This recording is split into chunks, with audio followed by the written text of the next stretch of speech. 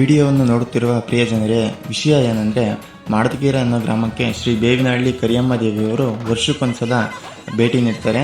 ಆಗ ಆ ಗ್ರಾಮ ದೇವತೆಯಾದ ಶ್ರೀ ಅಂಬಾದೇವಿಯವರು ಅವರನ್ನು ಆಗಮನ ಮಾಡಿಕೊಂಡು ಶ್ರೀ ಬೇವಿನಹಳ್ಳಿ ಕರಿಯಮ್ಮ ದೇವಿಯವರನ್ನು ಮದುವಣಗಿತ್ತಿಯಾಗಿ ಮಾಡಿ ತನ್ನ ತವರಿಗೆ ಹಿಂತಿರುಗಿಸುವ ಕಾರ್ಯ ಅಥವಾ ದೃಶ್ಯ ಇದಾಗಿದೆ.